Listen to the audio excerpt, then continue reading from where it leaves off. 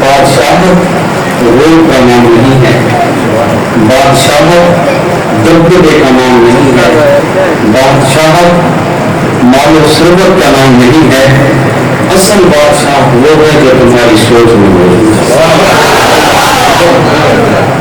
وہ جو تمہاری سوچ میں موجود ہے۔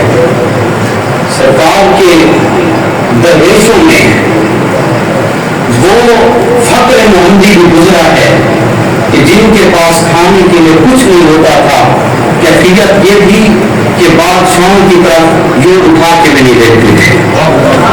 بہلول مجذوب کیا آپ نہیں سنے گا کیا؟ ایک دن ہارون رشید گزر رہا ہے، یہ درویش بیٹھا ہے،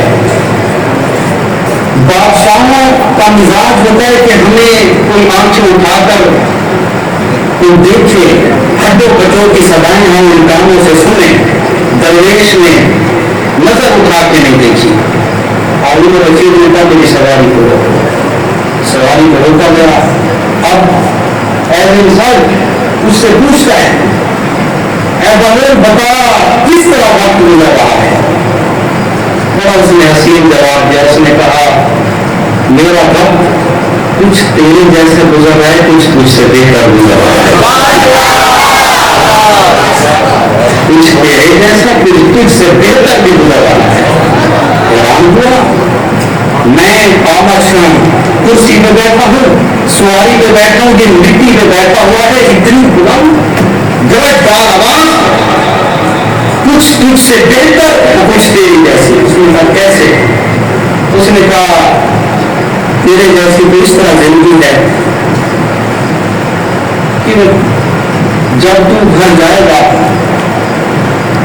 اپنے سر کو رکھے گا، تو بھی سو جائے گا اور میں بھی سو جاؤں گا، نیند تجھے بھی آ جائے گی مجھے بھی آ جائے گی، فرق اتنی ہے تو ریشم کے مرم و گداز بستر میں لیٹے گا، میں اینٹ کو سرانا بنا کر سو جاؤں گا، جب آنکھ لگ جائے گی پتہ تجھے بھی نہیں ہوگا اور پتہ بھی نہیں ہوگا، اور جب قبر میں اتارا جائے گا اس وقت میری اور تیری زندگی برابر ہوگی۔ کہا مجھ سے بہتر کیسے؟